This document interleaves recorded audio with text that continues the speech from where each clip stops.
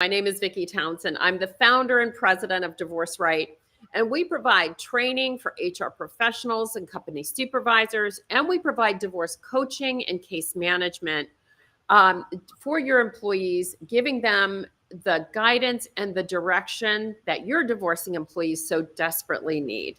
Divorce is a huge disruptor, not only to the employee going through it, but to the company they work for. Our coaches here at Divorce Right have a very unique perspective on divorce. They have a deep understanding of the legal, financial, and emotional aspects of divorce, and they can handle even the highest conflict cases with compassion and professionalism. Our coaches are trained to look at the entire picture, helping your employees make good decisions based on their goals and their expectations. So if you're an HR benefits manager or an HR benefits provider or consultant, please reach out and see if adding our suite of solutions is a good fit for your business. And as a reminder, we have SHRM credits for SHRM members, and we'll be posting a link at the end of this broadcast so that you can grab those. And I want to introduce you to Paulette Rigo. She is my friend, she's my colleague, and she's an incredible certified divorce coach and mediator, and is one of the best in the business, and is the director of coaching and case management here at Divorce Right. And today we're going to talk about Divorce Month. January is Divorce Month. At least that's what they say. So we're going to be talking about that today, telling you what this kind of looks like for your employees that are going through it, and give you some resources on how you can support them through. Hey, Paulette. Hey, good afternoon, Vicki. I'm so glad that you're here. Happy New Year. This is our first time together since the beginning of 2024. And I know you are busy. We talked about that before we started this broadcast because, in fact, January is Divorce Month. Tell me what your thoughts are on why, and I'll tell you mine. Well, I see personally and professional the pattern, right? Personally, I remember going back many years ago, probably 17 or 18 years ago, thinking in my head, when would the optimal time be? Not that there is an optimal time, but what would a more optimal time be to have breached the conversation, to start to tiptoe into the cold water of having a conversation and doing a little bit of research. And I know myself, I would go through the calendar in my head and I'd say, that's not a good time because, or that's not a good time because, and well, we can't do it then, it's Mother's Day. And Day would be bad, and then we've got the kids' birthdays, and then the anniversary, and well, before you know it, it's New Year's Eve, and that just keeps happening. So there's a lot of traditions in families, and those are some things that are hard to break, right? We've got Christmas cards and family dinners and travel plans and all of those traditions, and dare I blame Hallmark, but that image of the Hallmark holiday, right? And that's everything from, goodness, Martin Luther King to New Year's Eve. There's a holiday if Hallmark had its way, there'd be a Hallmark every day of the week. And now we even have calendars where it's National Blank Day and National Blank Day. Everything's a day. So there's always going to be a reason why we put it off.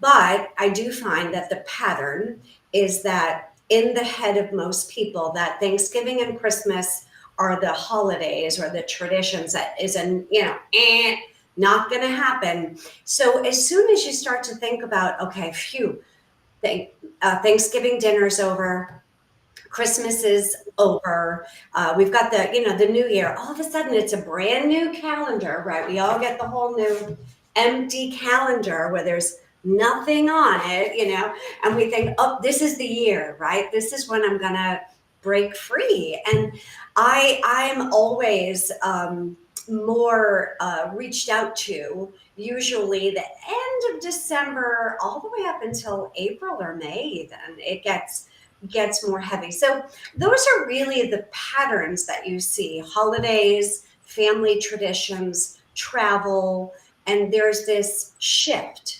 New year, fresh start, and I can't go one more year. Right, absolutely. Same trajectory, or shall we say Groundhog Day, right? Where Absolutely. And so to your point, I just was on Google Trends today because I've done this in the past. I've had this, I was lucky enough to have been quoted for a New York Times article a few years back on this very thing. And I did, I used a graph from Google Trends in that particular time. So I wanted to check it again this year just to see. So I just did that before this call. And you're absolutely right. It starts, the trend downward starts right around, believe it or not, Halloween. Because I think that, to your point, is really the beginning of the kickoff for the holiday season, right? You've got November and December. Particularly if you have small children. Right, 100%. And I think that a lot of this is based on children. And I believe that, divorce is seasonal. If you guys don't, if you've never heard this before, why would you? As an employer, it's really important for you to know this month is the biggest search term for the word divorce. Now, that doesn't mean that it's the biggest season, but it is the biggest search for the very reasons that Paulette was talking about. We have gone through, it was very quiet during those holiday months if you look at the graph, it starts a couple of days before Halloween. On Halloween, it's nothing. There's like no searches almost.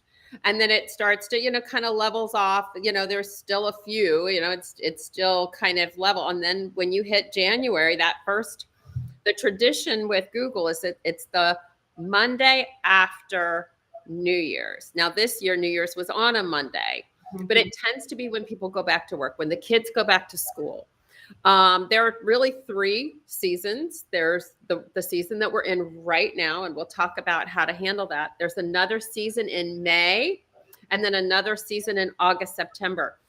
And I believe that it has to do with kids going back to school or coming out of school. In May, the kids graduate, okay, I'm out. Let's get this done. And then when the kids go back to school, it's okay. The kids are away. The kids are out. I can focus on this a little bit more.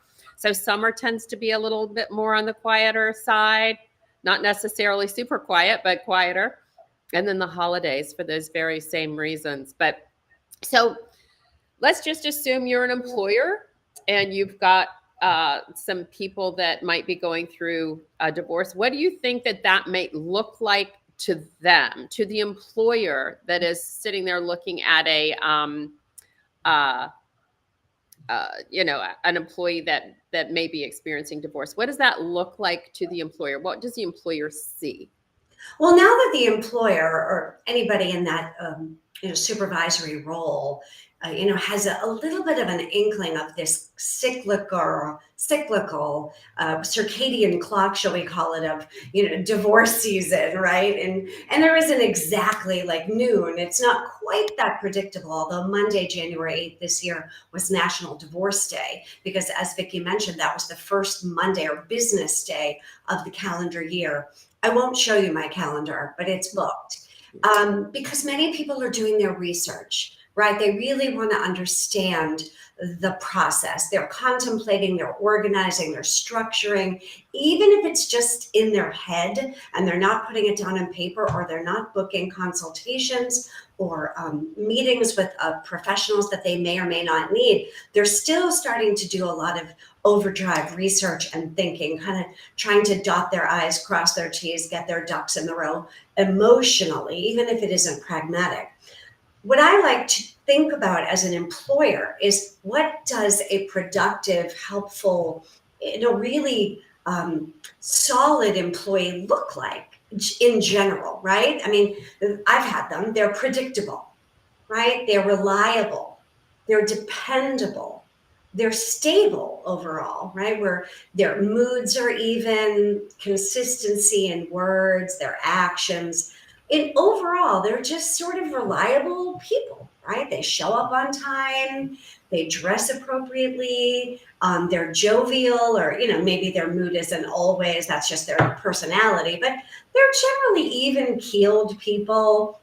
They have a schedule, they stick to it. They have a workload, they live up to it, or better, right? Because they're looking to succeed and they're looking to work their way up through the company and get a promotion or get a raise, or work their way through the company. And what does that entail? Well, all of those things. But as we've talked about, when you're contemplating divorce or in the middle of it, or even when you're done, it doesn't always just end. It isn't like light switch. Oh, A I'm light switch, right? Absolutely not. better. It kind of is that trickle effect of starting to move into your new identity as post-divorce. There's so many things to do and think about and decide, and it's overwhelming. And here you have your caseload of work, the norm, everything that you have in your job description and beyond. And now you have the added responsibility of going through the steps, the procedural labyrinthine system of the divorce journey, whether you're DIYing it or mediating, collaborating, arbitrating, litigating, you're in a trial, whatever you are in this, the journey, the process of the divorce, there's an additional workload. So traditionally, you've got your workload and your family, and you've got your whole life is kind of down to a science. When you get up, when you get in the car, when you go to work or you work from home, but all of a sudden, bam, you have this additional workload and you have additional life-changing decisions to make. You have additional orders to live up to, and you've got additional financial burdens of paying for additional expenses that are not the norm. And it can really wreak havoc on the stress of the productivity of the employee at work. Yeah, absolutely. So some of the things that an employer may see might be emotional outbursts where this person is normally, they are that steady as a rock person, and all of a sudden their behavior appears different than you're used to. Because one of the things that I kind of like in this whole process too is that divorce isn't a legal crisis. It isn't a mental health crisis. It is a full-blown life crisis, and your employees are worried about everything from, not only, how am I going to pay for this, but where am I going to live? What about my kids?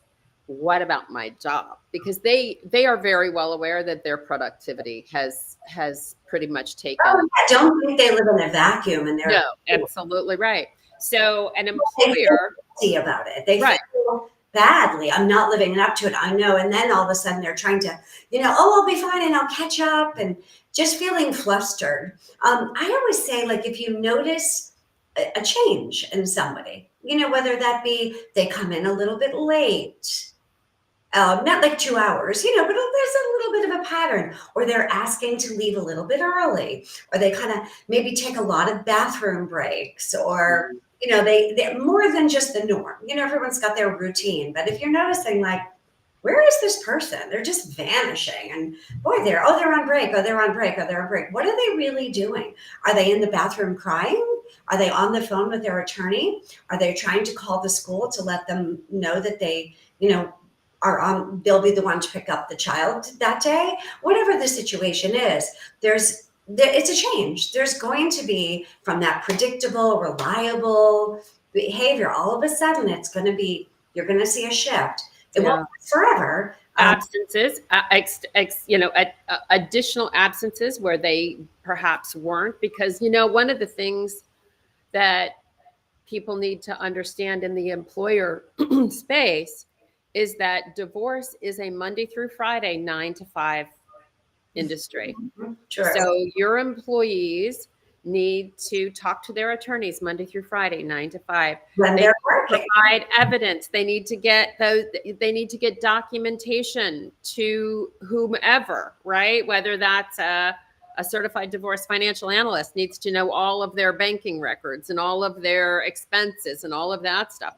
There are answers that have to happen. And oh, by the way, if you have a meeting with a judge in the judge's chambers, or you've got a court appearance where, you know, you're updating, you can't miss that. Right? Like right? This isn't like the kids' soccer game. This is something that is, you know, pretty important, or else you may go to jail. So it's one of those things that if you can understand that they're going to have some issues, and that is why talking to them about, you can't talk to them like, hey, you're in the middle of a divorce. You can't do that, right? But you can say, we've been noticing that you're not yourself lately. There's been some emotional outbursts, or you've been taking a lot of time off and you've been missing deadlines. If you focus the conversation on what you see from a productivity space and not from getting in the middle of their business space, it can make a big difference and get them support. So why do we want you to know about this? Because where do we start?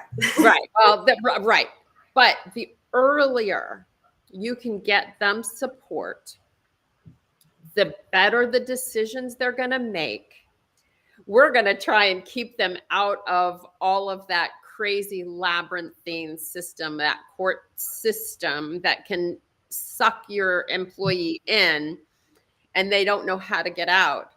So we can keep them organized straight from the beginning. So we would love to support your employee that's going through this process so that they can make better decisions. We can help get them to a space where they can take a breath, right? Just be able to go, okay, I have somebody on my side. I now have a plan. I now understand what's coming at me. I know now what I need to provide. I can get all of that documentation that you told me about, Paulette, that I need to provide. I can do that now because you've given me all of this information on what I'm going to need.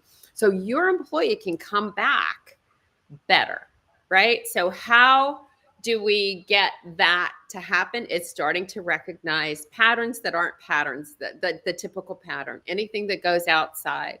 And when you as an employer talk about performance, that's gives them an opportunity, if they want to come forward and say, yeah, I'm having some problems at home. But with that said, statistics are that 92% of your divorcing employees will never utter a word to you until it's over, right? And they have to change their insurance benefits. Or they give you a notice that they're quitting. Well, that's true. 10% of divorcing employees quit. Which is expensive to replace them. Very expensive. So their number one reason why they quit, Paulette, the number one reason they quit is they felt unsupported and uncared for at work. You've heard that, leave that divorce at home. Well, it's really hard to leave it at home when it's a Monday through Friday, 9 to 5 industry. But here's the beauty about divorce coaching is even though divorce as a litigated process, right? It's a very formal process and we don't realize it, but when we marry, we're entering into a legal binding contract. Right. And divorce is yet severing or creating yet another legal binding contract. But divorce coaching is a flexible process. We don't operate Monday through Friday, 9 to 5. I mean, I do meet clients Monday through Friday, 9 to 5. Right. But that isn't the norm. Right. It's a flexible communication method, whether that be a group environment and it's confidential. It can be as detailed or as just vague or general, depending on each individual situation. But it isn't just here's 10 o'clock Tuesday, show up at court, here's the address, be there or be square. It's a very flexible one-on-one process that works for the person going through the divorce and for the coach and expert that's there to help them. It works on their pace, their speed, their situation, their timeline, whatever works for them. We don't interfere with the rest of their life and say, oh, hey, I only see clients Monday at 9 a.m. It doesn't work that way. It's very customized, flexible, fluid, and continual. So they get as much individual, personalized support, guidance, and care as they require and really need. Sometimes they don't even know that they need that at the beginning. And they start to lift their mood elevates, because as soon as they have options, and as soon as they know there are resources and tools, and they learn how to manage the divorce wisely, they learn how to become a better client for a litigator. They know how to ask the right questions and eliminate the questions that will just waste money.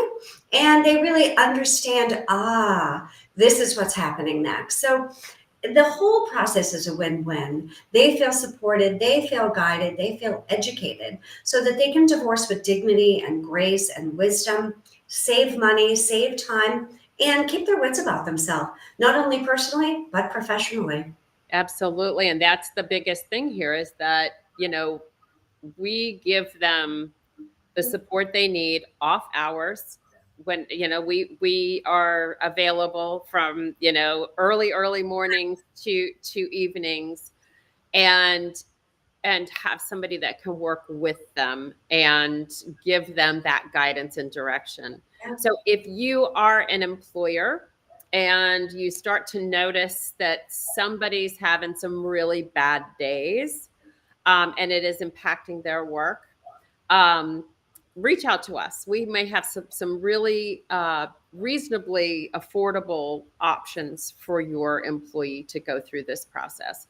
And what we give you in return is a focused, happy, and loyal employee that's ready to come back to work after they've taken a breath, because they have a plan and they have support during the second most stressful life event of their lives, second only to losing a spouse. So we appreciate your time today. Paulette, thank you so much for joining us and being on this call with me each and every week. And I look forward to talking next week. We're going to be talking about this same process, about how you can better support your employees that are going through a really big life crisis. So I want to thank you, Paulette, and I want to say goodbye for now. We'll see you all next week. Bye for now.